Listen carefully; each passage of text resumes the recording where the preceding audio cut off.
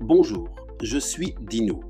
Ce podcast explore ce que les travaux de Human Synergistics nous apprennent sur le leadership, la culture et la performance.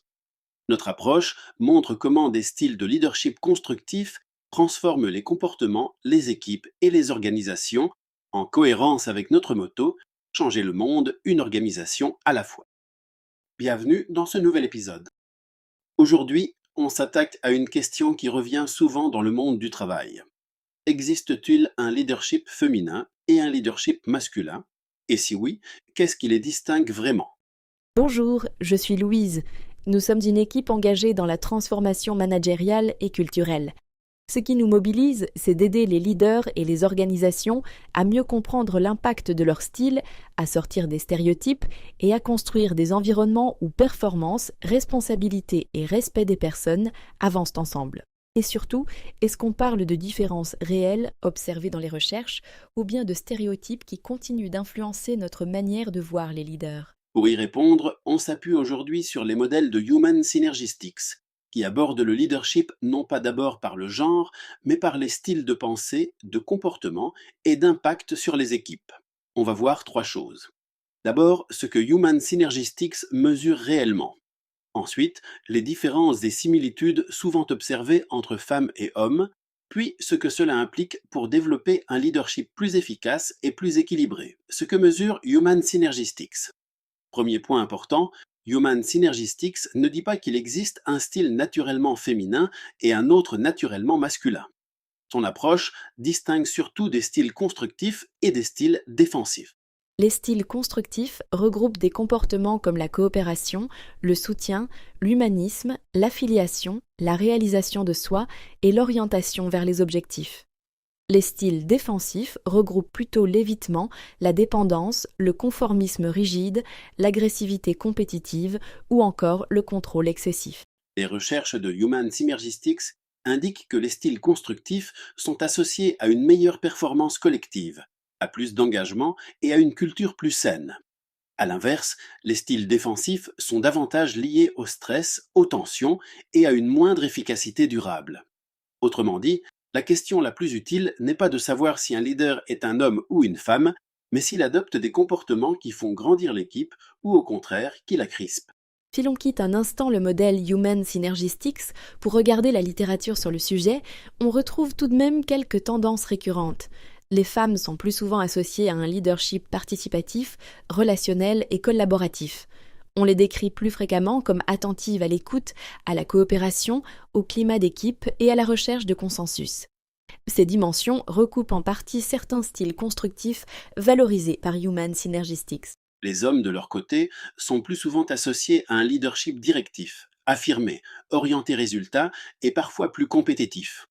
Là encore, cela peut prendre une forme saine et constructive ou au contraire basculer dans un registre agressif ou défensif selon le contexte. Mais il y a une idée encore plus importante que ces différences moyennes. Les femmes et les hommes peuvent tous les deux mobiliser des comportements dits féminins et masculins. Les frontières sont beaucoup moins nettes qu'on le croit souvent. Certaines recherches montrent même que l'idéal du leader mélange des qualités traditionnellement classées dans les deux registres. La capacité à décider, mais aussi l'écoute, l'assertivité, mais aussi l'empathie, la clarté stratégique, mais aussi la coopération. C'est précisément pour cela que l'opposition stricte entre leadership féminin et leadership masculin devient de moins en moins utile. Elle ne décrit pas la complexité réelle du leadership contemporain. Une grande partie des écarts perçus vient aussi des stéréotypes sociaux et des cultures d'entreprise. Dans beaucoup d'organisations, le modèle historique du leader reste encore associé à la compétition, au contrôle et à la verticalité, ce qui produit des impacts plus agressifs sur les collaborateurs. Dans ce cadre, les femmes peuvent être poussées à surjouer des codes de fermeté pour être reconnues comme légitimes, tandis que certains hommes peuvent hésiter à montrer davantage d'écoute ou de vulnérabilité, de peur d'être jugés moins crédibles. Le résultat, c'est qu'on confond parfois style efficace et conformité aux attentes sociales. Or, les travaux récents insistent sur le fait que le leadership n'a pas une essence de genre, mais une signature comportementale façonnée par la personne et par son environnement. L'idée la plus féconde aujourd'hui est donc celle d'un leadership combiné. Il ne s'agit pas de choisir entre féminité et masculinité, mais de développer une palette complète de comportements utiles selon les situations. Un leadership mature, c'est décider quand c'est nécessaire, écouter quand c'est utile, recadrer sans humilier, soutenir sans infantiliser et orienter l'action sans écraser la contribution des autres. Dans les termes de Human Synergistics, cela revient à renforcer les styles constructifs et à réduire les styles défensifs, qu'ils soient agressifs ou passifs. Alors, leadership féminin ou leadership masculin? La réponse la plus juste est sans doute ni l'un ni l'autre de manière pure et souvent un peu des deux.